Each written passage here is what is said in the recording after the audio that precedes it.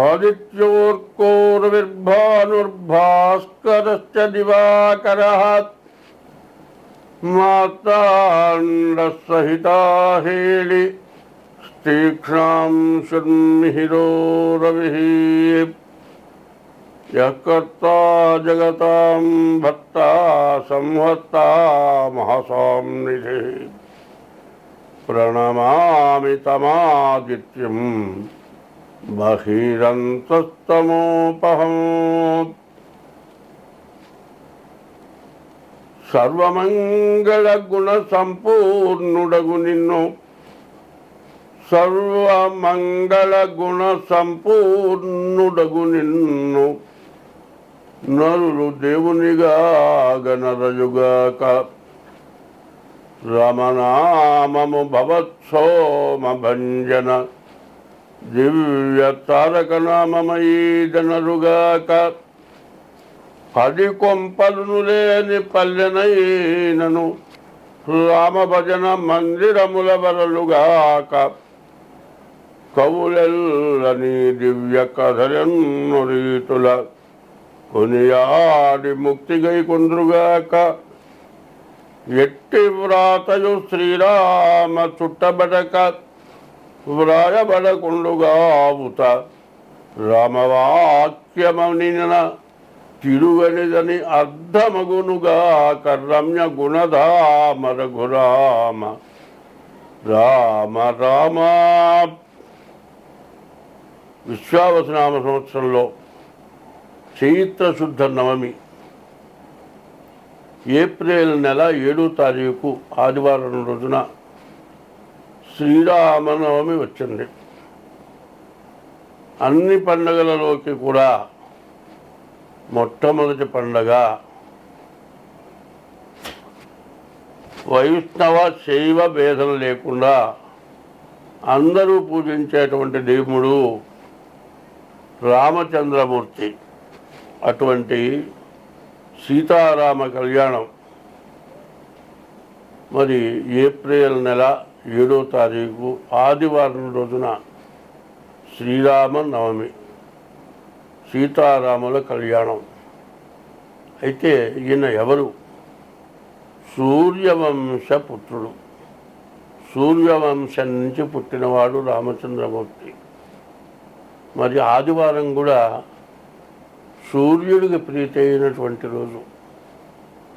సూర్యవంశస్థుడు రామచంద్రమూర్తి. సూర్యవంశాన్ని నిలబెట్టినటువంటి వాడు రాముడు. ఇనకుల సోముడు. మరి భగవానుడు అనగా దేవుడు అనేటువంటి వాడు ఎటువంటి వాడు అని ఆయన అందరికీ తెలియపరిచినటువంటి మహానుభావుడు రామచంద్రమూర్తి. అందరూ కూడా సుఖంగా సంతోషంగా ఉండాలి అని ప్రతివాళ్ళు కోరుకుంటారు. ప్రతివాళ్ళు కూడా సుఖము సంతోషం కావాలని కోరుకుంటారు, కానీ దుఃఖము కష్టం రావాలి మాత్రం ఎవరు కోరుకోరు. దుఃఖము కష్టము ఎందుకు వస్తుంది, సుఖము సంతోషం ఎందుకు వస్తుందో చెప్తా. సుఖము సంతోషం ఎందుకు వస్తుందంటే, పుణ్యం చేస్తే, దేవుణ్ణి పూజిస్తే, ఎవరికి అపకారం చేయకుండా సత్యధర్మాల కట్టుబడి ఉంటే వాళ్ళు సంతోషం ఆనందం ఇక్కడే, స్వర్గం తర్వాత కూడా స్వర్గమే. కానీ స్వర్గం కావాలి, సుఖం కావాలి, సంతోషం కావాలి, కానీ నరకం కావాలి, దుఃఖం కావాలి, యమలోకానికి పోవాలి అని కోరుకునేవాళ్ళు మాత్రం ఎవ్వరు ఉండరు. అందరికీ సుఖం కావాలి, సంతోషం కావాలి, ఆనందం కావాలి, మోక్షానికి పోవాలి. కానీ మరి నరకానికి పోవాలా, మోక్షానికి పోవాలా అనేది ప్రతి వాళ్ళు ఆలోచిస్తే, ఎంతమందిని అడిగినా నేను సుఖంగా ఉండాలి, సంతోషంగా ఉండాలి, మోక్షానికి పోవాలంటాడు. కానీ నేను పాపం చేయాలి, పాపం వల్ల నరకానికి పోవాలి, యమలోకానికి పోవాలి, నరకం అనుభవించాలి అనేవాళ్ళు 100 మందిలో ఒక్కరు కూడా దొరకరు. కానీ ఈ 100 మందిలో ఎవరైనా సరే ధర్మంగా బతకాలి, అధర్మం చేయకూడదు, సంతోషంగా ఉండాలి అంటే అందరికీ మేలు చేయాలి, ఏ జీవరాశికి అపకారం చేయకుండా ఉండాలి అని ఎప్పుడూ సత్యధర్మాలు కట్టుబడాలి అని పైకంటారు. కానీ ఆ పనులు అందరూ చేయరు. ఒకవేళ ఏదైనా పొరపాటున మంచి పనులు చేస్తే నేను ఇంత గొప్ప పని చేశానని 1000 మంది చెప్పుకుంటాడు. పాపం చేశాడనుకోండి, ఈ పాపం నేను చేశాను అని ఎవరికి కూడా చెప్పుకోడు. పాపం దాచిపెట్టుకుంటాడు, అది బ్యాంకీలో వేసిన డబ్బుల్లాగా వడ్డీతో సహా పెరుగుతూ ఉంటుంది. పుణ్యం చేశాడనుకోండి, అబ్బో నేను ఇంత గొప్ప పని చేశానని అందరికీ చెప్పుకుంటూ ఉంటాడు. కానీ ఆ పుణ్యం ఖర్చు అయిపోతుంది. పాపం దాచిపెట్టుకొని వడ్డీతో సహా పెంచుకొని నరకానికి పోతాడు. సరే, మనం నరకానికి పోవాలా మోక్షానికి పోవాలా అనేది విద్య వల్ల కాదు వచ్చేది, మరి భక్తి వల్ల కాదు వచ్చేది, మానవుడి ప్రవర్తన వల్ల వస్తుంది. ఒక ఊళ్ళో ముసలమ్మ ఉంది. ఆ ముసలమ్మ మనవరాలు కావుంది. ఆ మనవరాలు ఆ ముసలమ్మకు సేవ చేస్తూ ఉంటుంది. ఆ ముసలమ్మ కొడుకు కానీ, కోడలు కానీ, కూతురు కానీ, అల్లుడు కానీ ఎవరు లేరు. ఆ చిన్న మనవరాలు పెట్టుకొని ఆమె జీవితం గడుపుతోంది. ఆ మనవరాలు రోడ్డు మీద పోయి, అమ్మ ఎవరో చచ్చిపోయినారే అన్నట. ఏమంది, ఏమే నరకానికి పోయినారా మోక్షానికి పోయినాడే అన్నట. ఏమో నాకు తెలియదమ్మా అంటే పోయినా అది రమ్మంది. పోయి చూస్తే అన్నట్ట, అమ్మో ఎంతో పుణ్యాత్మురాలమ్మా, ఈమె ఎవరు వచ్చినా ఎవరికి అవసరమైనా తన చేతనైన పని చేస్తుంది. ఎవరు తినలేదంటే తను మానుకోనైనా ఒకటి పెడుతుంది. ఇట్లాంటి మనిషి ఇంకా దొరకదు కదా అని అందరూ బాధపడ్డారట. వచ్చి అవ్వ ఇట్లా అన్నారే అందిట. వాళ్ళు మొక్కడానికే పోయినారు అందిట. సరే ఇంకో రోజు ఇంకోటి పోయినారట. మళ్ళీ ఈ మనవరాలు పోయిందిట. చూసి వచ్చిన బాబా ఎవరు బలంలో చచ్చిపోయినారే, అది నరకానికి పోయినారా మోక్షానికి పోయినారా చూసినావంటే అది పోతే అన్నట్ట, వీడు పరమ దుర్మార్గుడు, ఎదురొస్తే బతకనీయుడు, డబ్బులు లాక్కుంటాడు. ఆడ మనిషి వస్తే బతకనీయుడు, ప్రతిదాన్ని ఆడపిల్లని చేస్తాడు. పీడముండవాడుకో వీడు ఎదురొస్తేనే భయం, దాక్కుంటాము. అట్లాంటి పాపిష్టం ఉండవాడు పోయినాడు, ఊరికి పేరు వదిలిపోయింది అన్నట్ట. ఆ మాట పోయి అబ్బాబా ఇట్లా అంటే వాళ్ళు నరకానికి పోయినాడే, యమలోకానికి పోయినాడే అన్నట్ట. అట్లా రామచంద్రమూర్తి పరిపాలనలో నరకానికి పోయినటువంటి వాళ్ళు ఎవరు లేరు, మోక్షానికి పోయిన వాళ్ళే ఉన్నారు. ఎవరైనా తప్పు చేస్తే ఆయన బాణం ఎత్తినే దింపేవాడు కాదు. ఆ బాణం వేశాడంటే వాడు అయిపోయినట్టే. కానీ మంచి వాళ్ళని ఎప్పుడు రక్షించేవాడు, దుర్మార్గుల్ని శిక్షించేవాడు, మరి దేశాన్ని రక్షించేవాడు. అందరూ కూడా సుఖ సంతోషాలతో ఉండేవాళ్ళు. రామచంద్రమూర్తి పరిపాలనలో దొంగతనం కానీ, వ్యభిచారం కానీ, పాపం అనేది లేకుండా పరిపాలించిన వాడు రామచంద్రమూర్తి. అందుకోసమని మనం అందరం కూడా సుఖంగా, సంతోషంగా, ఆనందంగా ఉండాలి అంటే సీతారామ కళ్యాణం చేయాలి.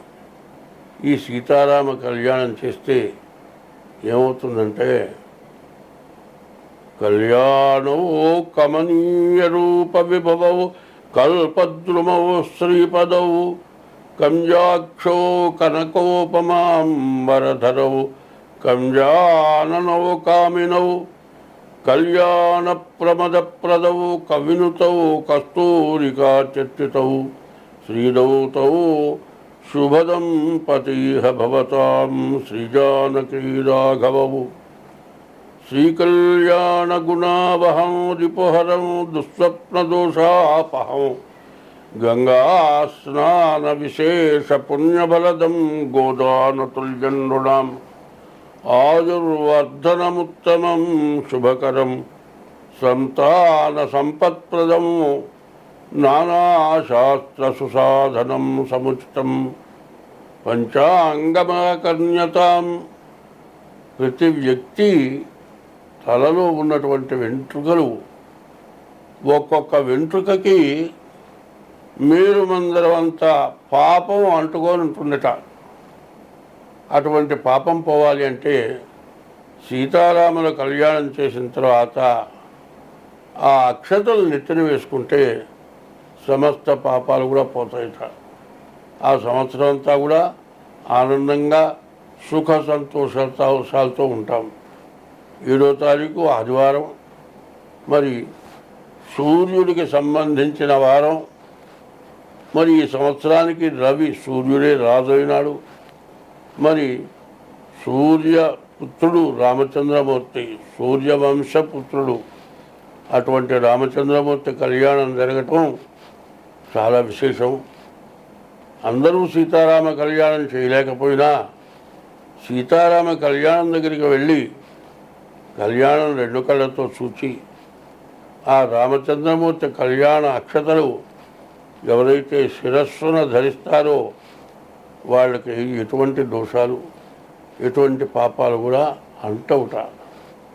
ఎట్లా అంటవు అంటే, ఎప్పుడు కూడా పాలున్నాయి, కాగబెట్టి తోడిస్తే పెరుగు అవుతుంది. పెరుగు చిలిగితే పాలు తోడేస్తే పెరుగు అవుతుంది. రెండోది పెరుగు చిలిగితే వెన్న అవుతుంది. ఈ వెన్న కరగబెడితే నెయ్యి అవుతుంది. చూడండి, పాలు, పెరుగు, వెన్న, నెయ్యి 4 ఉన్నాయి. ఈ 4 కూడా దుర్గుణాలు, దుష్ట చతుష్టయం అంటారు. 4 ఉన్నాయి. ఈ 4 కూడా ఎట్లాంటివంటే జ్ఞానం కలిగి ప్రవర్తిస్తే అజ్ఞానం పోయి జ్ఞానం కలుగుతుందట. ఆ జ్ఞానం కలిగేది నెయ్యి లాంటిదిట. ఈ మెదడులో ఉన్నటువంటి పాపాన్ని మొత్తం పోగొడుతుందట, జ్ఞానం కలుగుతుందట. ఎవరైతే రామచంద్రమూర్తిని స్మరిస్తారో, రామ అనే 2 అక్షరాలు చాలా విశేషమైనటువంటివి. ఈ రామ అనే 2 అక్షరాలు ఎట్లా పుట్టినాయి అంటే, నారాయణ అనే 4 అక్షరాల్లో 2వ అక్షరం రా, నమశివాయ అనే 4 అక్షరాల్లో మా, ఈ 2 కలిసి రామ అయింది. రాముడు శివుడు కలిసి ఇద్దరిని కలిపి ఒక పేరుగా నిర్ణయించారు ఋషులు, రామ అని. అటువంటి రామచంద్రమూర్తి యొక్క స్మరణ చాలా విశేషమైంది. మరి శ్రీరామనవమి రోజున అందరూ కూడా సీతారామ కళ్యాణం దర్శించి మరి తప్పనిసరిగా ఆ రామచంద్రమూర్తి ఆశీస్సులు పొంది ఎటువంటి సుఖ దుఃఖాలకు కూడా లోను కాకుండా, ఎటువంటి సుఖం వచ్చినా, దుఃఖం వచ్చినా, కష్టం వచ్చినా అన్నిటినీ భరించి ఆ రామచంద్రమూర్తిని ఎప్పుడైతే 24 గంటలు ఎవరైతే స్మరిస్తారో వాళ్ళకి ఎటువంటి కష్టాలు కూడా అంటవుట. తామరాకు మీద ఒక నీటి బొట్టు గనుక వేస్తే ఆ తామరాకు మీద ఆ నీటి బొట్టు తామరాకుకి అంటకుండా దొర్లి బంతిలాగా వెళ్ళిపోతుంది. ఎవరైతే ఈ రామచంద్రమూర్తిని ఎప్పుడూ స్మరిస్తూ ఉంటారో, ఓం నమో భగవతే నారాయణాయ అనేది నారాయణ మంత్రం, శ్రీరామశరణం మమ అష్టాక్షరీ మంత్రం. మరి శ్రీరామ జయ రామ జయ జయ రామ, ఓ రామ ఓంకార రామ, హరే రామ రామ రామ హరే హరే, హరే కృష్ణ కృష్ణ కృష్ణ హరే హరే. ఇది షోడశనామాలు. ఇది షోడశనామాని కలి కల్మషనాశనం అని. ఈ రామనామ స్మరణాన్ని ఎవరైతే చేసి సీతారామ కళ్యాణం చూచి ఎప్పుడు కూడా కింద నుంచి లేవలేక బలంతా లేవాల్సి వచ్చినప్పుడు అమ్మ అయ్యాను కాదు లేవాల్సింది రామా అంటూ లేస్తే ఆ రాముడు లేవతీస్తాడు. ఒకళ్ళు మొయ్యాల్సిన పని లేదు. మన కష్టాలన్నీ కూడా మోసేటువంటి వాడు రామచంద్రమూర్తి. ఆ రామచంద్రమూర్తిని స్మరిస్తూ బాగా ఊదర శరీరం నాలాంటి ఊదర శరీరం ఉంది. బలవంతాలు లేచేటప్పుడు గట్టిగా లేవాలి అంటే రామా అంటే లేస్తే రామచంద్రమూర్తి లేవతీస్తాడు.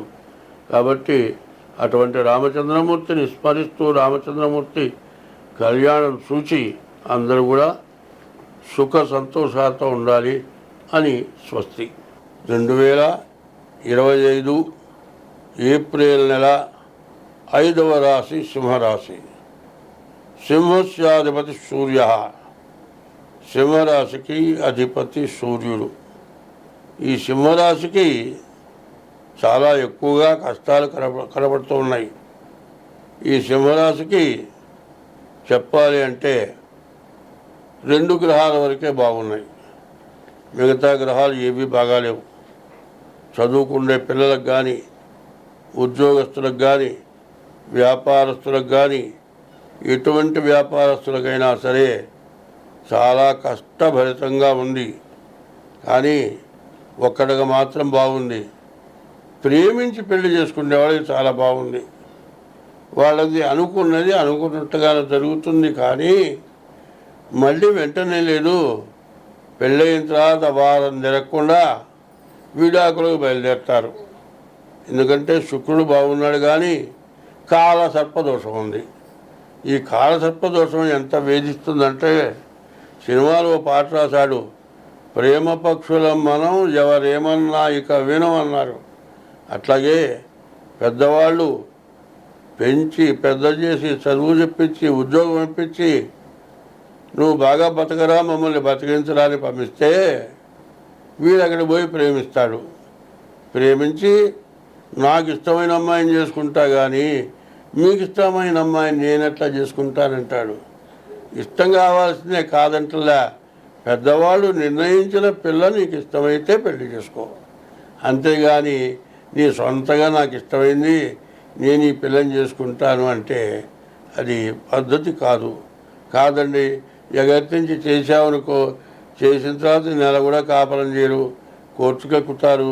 ఆమె విడాకులు ఇవ్వదు, నిన్ను ఇంకో పెళ్లి చేసుకోనీరు, నీ ఆస్తి ఎంత ఉందో అంత మొత్తం గురిగి నాకు ఇస్తే కానీ వదిలిపెట్టనంటుంది. అందులో ఆడవాళ్ళల్లో 4 రకాల జాతుల స్త్రీలు ఉన్నారు. మరి పద్మిని జాతి, శంకిని జాతి, చిత్తిని జాతి, ఇట్లా జాతులు అనేక జాతులు ఉన్నారు. మంచి జాతి వాళ్ళు ఎంతో కష్టపడి కాపురాన్ని నిలబెడతారు. చిత్తిని జాతి స్త్రీలు మగవాడిని బజార్లో పెట్టి వాడి రోడ్డు మీద తెగనమ్ముతారు.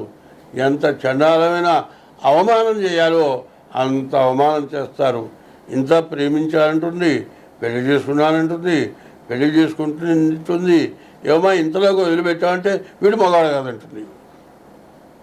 ఇంత అవమానపరుస్తుంది. మరి ఆడమనిషిని నువ్వు పైకి తీసుకురావాలన్నా ఆడమనిషి వాళ్ళు అవుతుంది.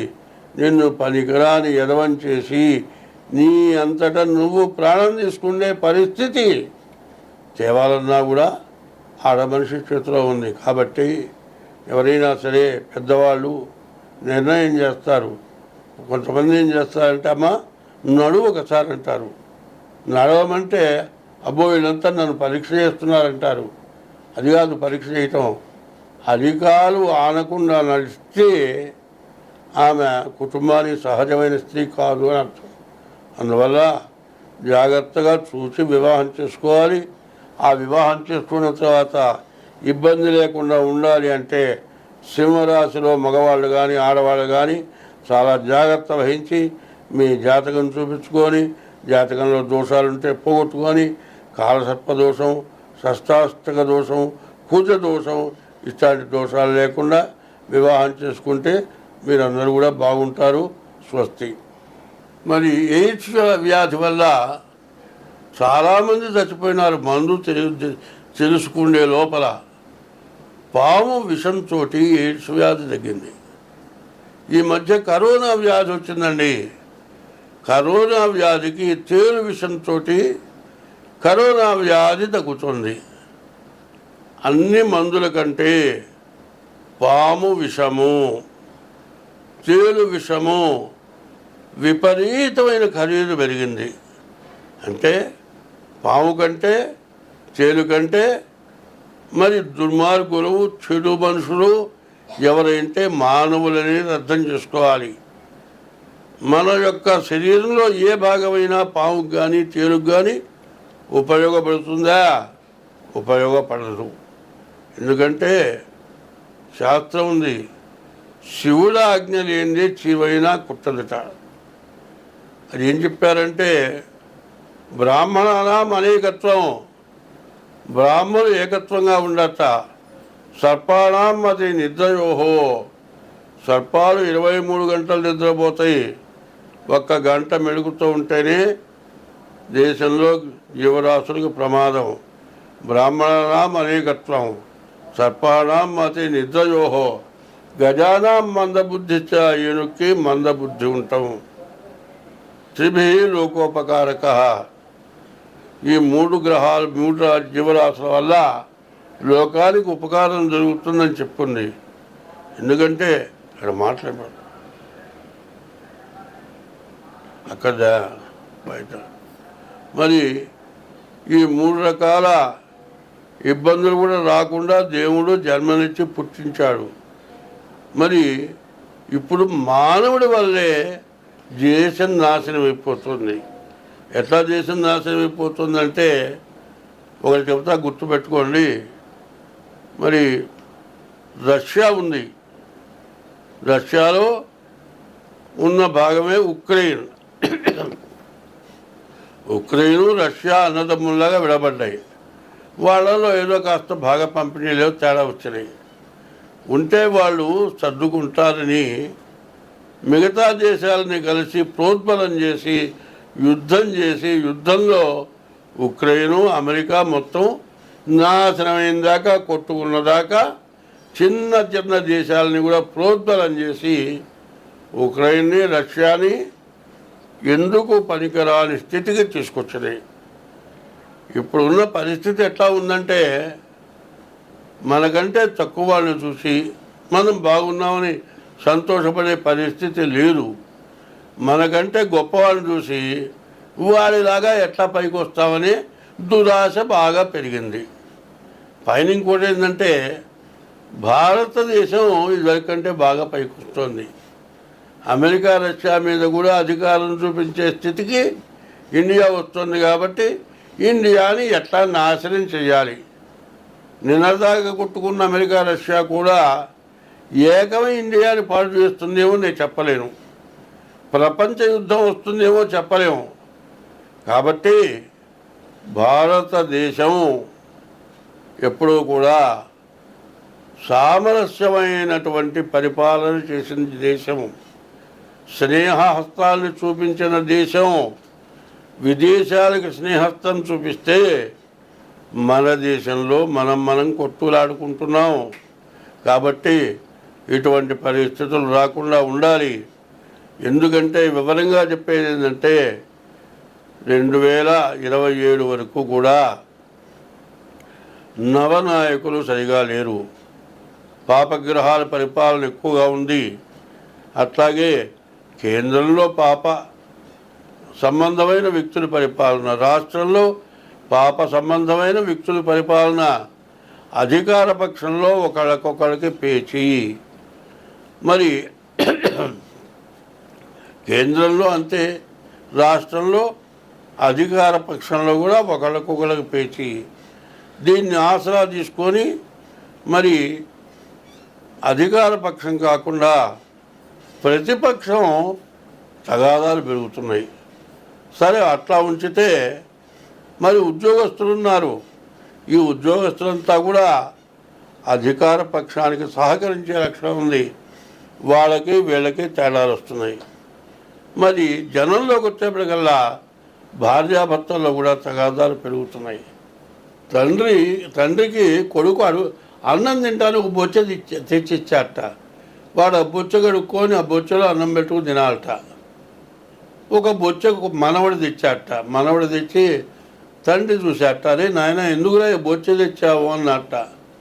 నానా తాతయ్యకి 100 సంవత్సరాలు వచ్చినాయి, బొచ్చ కూడా 100 సంవత్సరాలు వచ్చినాయి, ఆ బొచ్చ పాడైపోతే మరి తాతయ్య చచ్చిపోయిన తర్వాత నీకు బొచ్చ ఇవ్వాలి కదా, ముందుగా నీకోసం బొచ్చ తయారు చేశానా నాన్న అన్నట్ట. తాతల నాటి బొచ్చ తరతరా నాన్న అన్నారు. అట్లాగే ఈ ద్వేషం అనేది విపరీతంగా పెరిగిపోయి మరి భార్యాభర్తల మధ్య, తండ్రి కొడుకుల మధ్య, తల్లి కూతుళ్ళ మధ్య, అత్త కోడల మధ్య, మామ అల్లుళ్ళ మధ్య, కేంద్ర ప్రభుత్వంలో రాష్ట్రపతి, ప్రధానమంత్రి మిగతా మంత్రులు, ఇట్లా రకరకాలైనటువంటి వైరాలు పెరిగి దేశంలో సంపదంతా పోగొట్టుకొని, దేశం ఇదివరకే మరి ఇంగ్లీష్ వాళ్ళ టైంలో శాంతం కోల్పోయినాం, మళ్ళీ కొద్దిగా క్రోడీకరించుకున్నాం, కొంచెం బాగుపడ్డాం. దానికోసము పరిపాలకులకి ఉద్యోగస్తులకి ప్రజలు అందరూ కూడా సహకరించుకొని ప్రపంచ యుద్ధం రాకుండా కాపాడుకోవటానికి అందరం కూడా సహకరించాలి అని ప్రత్యేకించి ఈ మీనరాశిలో చెప్పాల్సి వస్తుంది. స్వస్తి.